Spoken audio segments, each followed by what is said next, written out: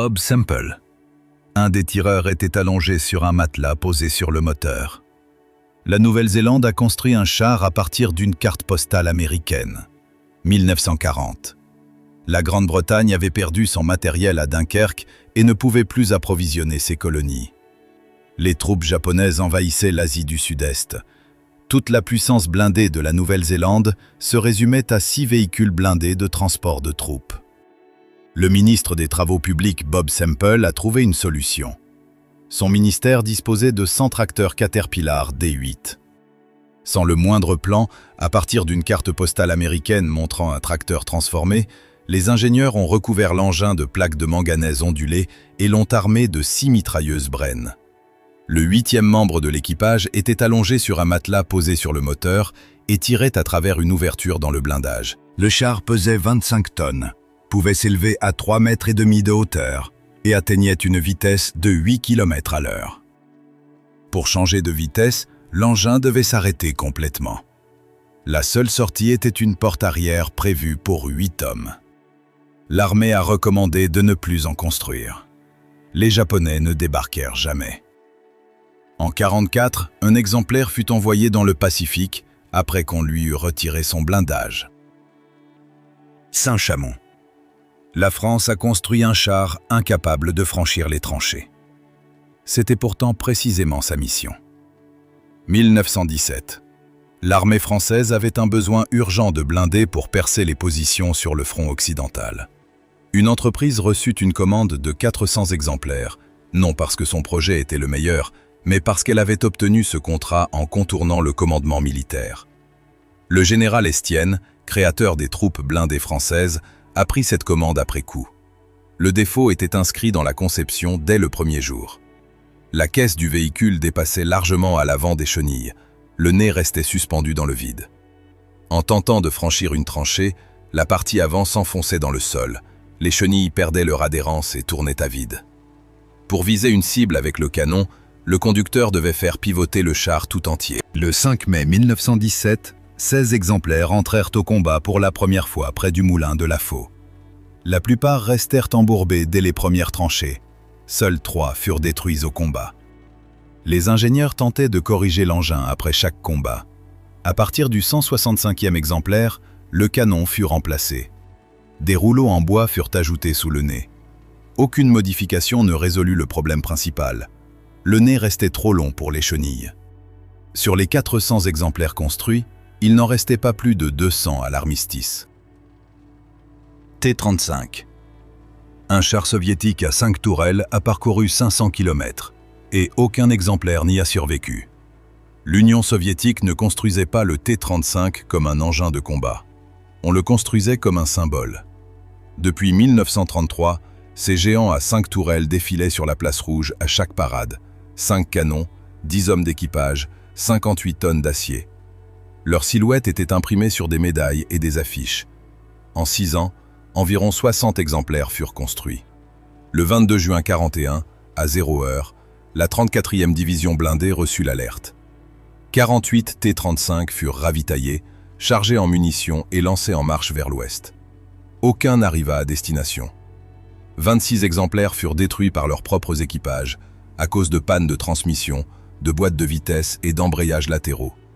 8 furent abandonnés en attente de réparation. Les Allemands n'en détruisirent que 7 au combat.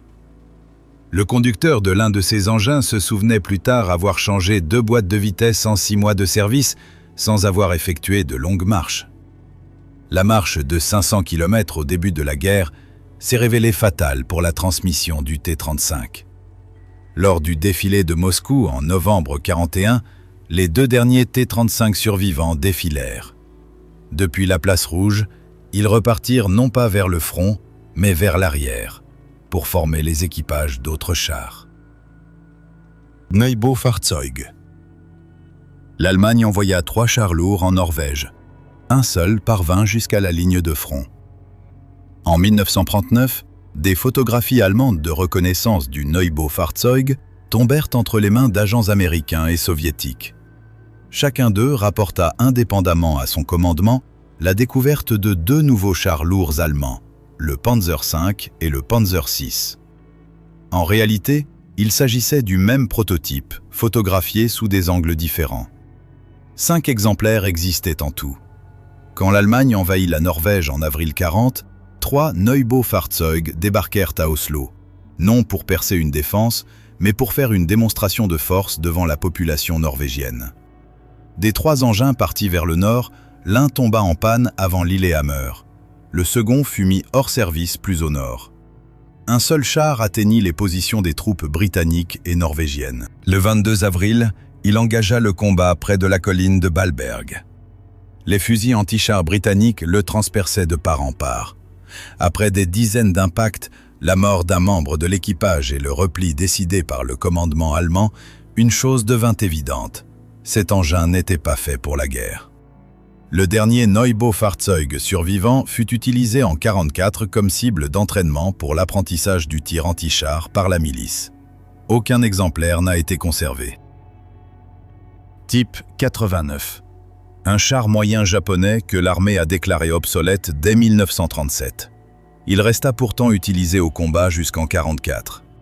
Conçu en 1928 sur le modèle du Vickers britannique, le type 89 fut développé pour une seule mission, soutenir l'infanterie contre des troupes chinoises faiblement armées. Il remplissait cette tâche sans difficulté. Un blindage de 17 mm résistait bien aux tirs de fusil. Son canon de 57 mm détruisait les blocos et les fortifications de campagne. En Mandchourie et en Chine, il n'avait pas d'égal, parce que l'adversaire n'avait rien pour lui répondre.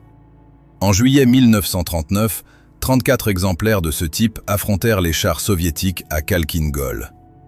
Les canons soviétiques de 45 mm perçaient son blindage de part en part à 500 mètres. Le commandement japonais en tira les conclusions et décida de le remplacer par le type 97, plus moderne.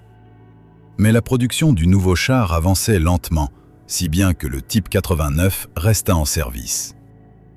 En décembre 1941, ces engins dépassés participèrent à l'invasion des Philippines et de la Malaisie. En 1942, ils furent officiellement retirés de la première ligne. En 1944, quelques exemplaires combattaient encore aux Philippines contre des chars américains. 409 unités furent construites en 14 ans, un engin que l'armée voulait retirer du service depuis 1937. Turan. La Hongrie l'a mis en production en série en 1941. Il était déjà dépassé à ce moment-là. En 1941, l'armée hongroise subit des pertes catastrophiques sur le front de l'Est face aux T-34 et KV-1 soviétiques. Le commandement exigea un char moderne. Les ingénieurs reprirent le prototype tchèque Skoda T-21 et l'adaptèrent à la production hongroise. Le remplacement du canon tchèque de 47 mm par un canon hongrois de 40 mm, les modifications du moteur et de la caisse, tout cela étira la production sur plusieurs années. Pendant ce temps, le T-34 continuait de s'améliorer. Le Turan n'entra pourtant au combat qu'en avril 1944. Son premier affrontement avec les troupes soviétiques en Galicie se solda par un désastre. 30 exemplaires furent perdus en une seule bataille, environ 30% de toute la puissance blindée de la 2e division blindée. Seuls 2 T-34 soviétiques furent détruits. Les équipages hongrois découvrirent que le canon court de 75 mm du Turan II ne perçait le blindage du T-34 qu'à moins de 500 mètres. Les Allemands durent céder plusieurs de leurs propres chars à leurs alliés. Le Turan combattit jusqu'à la fin de la guerre. En février 1945, quand les troupes soviétiques achevèrent le siège de Budapest, l'armée hongroise perdit ses derniers exemplaires. Une partie fut capturée par l'ennemi. Un seul exemplaire est conservé à Kubinka. M1340. Une compagnie blindée britannique, la 6e, captura des chars italiens et les utilisa au combat contre les Italiens eux-mêmes. En décembre 1940, l'Italie avait envoyé plus de 700 exemplaires de ce modèle en Afrique du Nord. Les équipages reçurent 25 jours d'entraînement avant de partir au front. La plupart des chars n'avaient pas de poste radio. Ils se coordonnaient par signaux de drapeau. Le blindage était fixé par rivets. Lors d'un impact d'obus, les rivets se détachaient et ricochaient à l'intérieur du compartiment de combat, blessant l'équipage sans même que le blindage soit percé. En février 1941, près de Bedafom, les troupes britanniques encerclèrent une colonne italienne. Les 6 derniers M1340 survivants attaquèrent le poste de commandement britannique l'un après l'autre. Les 6 furent détruits par un seul canon anti-char de 40 mm. Il y eut assez d'exemplaires capturés pour équiper entièrement le 6e régiment royal britannique de chars et le 6e régiment de cavalerie australien. Les Alliés les utilisèrent au combat jusqu'au printemps 41, jusqu'à ce que les pièces de rechange viennent à manquer. En 42, ils furent remplacés par les chars américains Grant et les Crusaders britanniques équipés de canons de 6 livres. Le M1340 ne pouvait plus, à ce stade, percer leur blindage à quelque distance que ce soit. Lors de la seconde bataille d'El Alamein, 230 exemplaires de ce modèle étaient encore en service. Valiant. Les essais de ce char britannique furent interrompus après 21 km. Le conducteur pouvait à peine bouger. 1943. L'armée britannique avait besoin d'un char d'infanterie lourd pour le théâtre du Pacifique, bien protégé mais léger. La spécification A38 passa d'un constructeur à l'autre. D'abord Vickers, puis la Birmingham Railway Carriage and Wagon Company, puis Ruston and Hornsby. Ces derniers n'avaient aucune expérience en conception de chars. L'unique prototype fut achevé en 1944. Un blindage de 114 mm pour un poids de seulement 27 tonnes, un rapport impressionnant, obtenu au prix de tout le reste. Le moteur de 210 chevaux ne suffisait pas à assurer la maniabilité. Les leviers de direction exigeaient un effort de 72 kg, soit tout le poids du conducteur. Le siège, la pédale de frein et le levier de vitesse étaient disposés de telle sorte que leur usage risquait de provoquer des blessures. Le 7 mai 1945, le prototype fut soumis à des essais à Chertsey. Une route, un tracé rectiligne, aucun terrain accidenté. Après 21 km, l'officier responsable arrêta les essais. Le conducteur était complètement épuisé. L'officier nota dans son rapport que, selon lui, l'ensemble du projet devait être abandonné. Après la guerre, l'unique Valiant fut confié à l'école des technologies blindées. On demandait aux étudiants d'y trouver le plus grand nombre possible de défauts de conception. Il se trouve aujourd'hui au musée de Bovington. Stridsvagn M42. En octobre 1944, sur 89 exemplaires, 38 seulement étaient en état de marche. Les 51 restants étaient en panne. En 1941, la Suède avait besoin d'un char moyen moderne. Les troupes allemandes et soviétiques combattaient avec des engins puissants, tandis que l'armée suédoise ne disposait que de chars légers dépassés. La mission fut fixée, 22 tonnes maximum, un canon de 75 mm, une mise en service la plus rapide possible. Le premier problème apparut aussitôt. Aucune boîte de vitesse adaptée n'existait dans le pays. Une boîte électromagnétique fut commandée auprès de l'entreprise allemande Zahnrad Fabrik. Celle-ci assura que les plaques de la boîte étaient increvables. En 1943, les premiers exemplaires entrèrent en service dans l'armée. La boîte électromagnétique tombait en panne après quelques kilomètres seulement. Les ingénieurs suédois envoyèrent les plaques à analyser en laboratoire. Il apparut que l'acier de fabrication allemande était de mauvaise qualité, contenant des impuretés. La boîte, de plus, surchauffait en permanence. Parallèlement, il apparut que le canon, lui aussi, ne convenait pas. Dès 1943, une commission de l'armée constata que le canon ne perçait, de face, les chars étrangers modernes à aucune distance. Seulement de flanc et seulement à moins de 800 mètres. Les boîtes de vitesse furent modifiées à plusieurs reprises. Après la guerre, tous les exemplaires équipés de la transmission allemande furent envoyés en révision complète. Certains reçurent de nouvelles tourelles avec un canon anti-aérien et restèrent en service jusqu'à la fin des années 60. M60A2 Starship. Les équipages l'avaient surnommé ainsi parce que l'intérieur de la tourelle rappelait le poste de pilotage de Star Trek. 5000 interrupteurs et capteurs, et aucun ne fonctionnait de manière fiable. À la fin des années 50, les militaires américains croyaient en l'avenir des missiles guidés. L'idée était simple, remplacer le canon lourd par un lanceur léger capable de détruire n'importe quel char soviétique à 3 km. Le système Chilelag fut installé sur le char léger Sheridan, et ce fut un échec. Les militaires décidèrent que ce même système fonctionnerait mieux sur le char de combat principal lourd M60. Le système ne fonctionnait pas. Le missile exigeait que le tireur maintienne la cible dans son viseur pendant toute la durée du vol, 3 km, plusieurs secondes, sans aucune possibilité de mouvement. Si la cible disparaissait derrière un pli de terrain, le missile perdait son guidage. Un tir d'obus classique pouvait dérégler le système de guidage du missile. Les gaz chauds du lancement du missile s'infiltraient parfois dans le compartiment de combat. Lors des tirs de nuit, le projecteur au xénon éclairait le char lui-même mieux que la cible. La portée effective du tir de nuit était de 600 mètres. De 1973 à 1975, 526 exemplaires furent construits. En 1975, la production fut arrêtée. Dès 1981, tous les M60A2 furent retirés du service.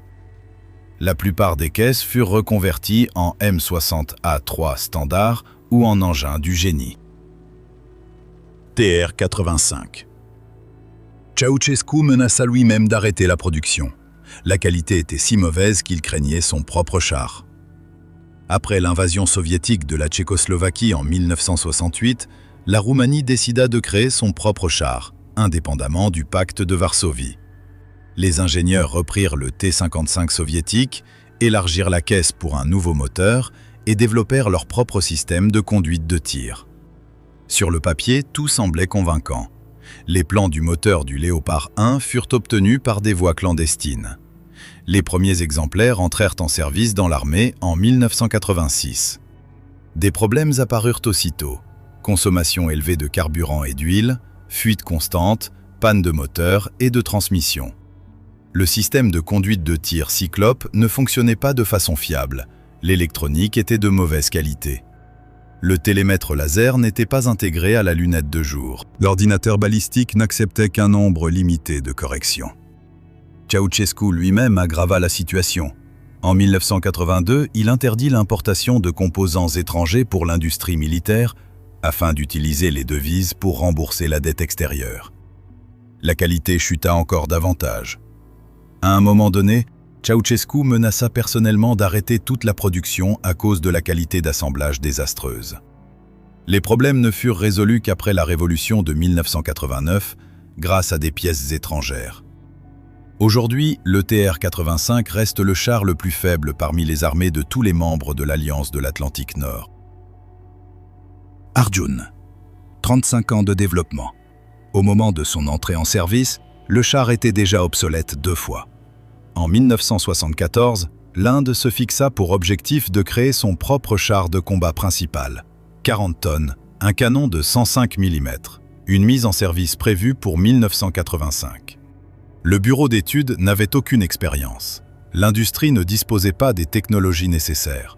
Les exigences envers le char changeaient tous les quelques années, au fur et à mesure de l'apparition de nouvelles technologies. En 1984, le premier prototype fut présenté. La tourelle pivotait et heurtait la tête du conducteur. Lorsque la tourelle était orientée vers l'avant, le conducteur ne pouvait pas s'extraire par l'écoutille en cas d'accident. Il n'y avait aucun système de conduite de tir, à une époque où l'Abrams et le Léopard 2 étaient déjà en service. Le poids dépassait déjà les 40 tonnes et continuait d'augmenter. En 2004, le char entra enfin en service dans l'armée, pesant 62 tonnes avec 35% de composants étrangers.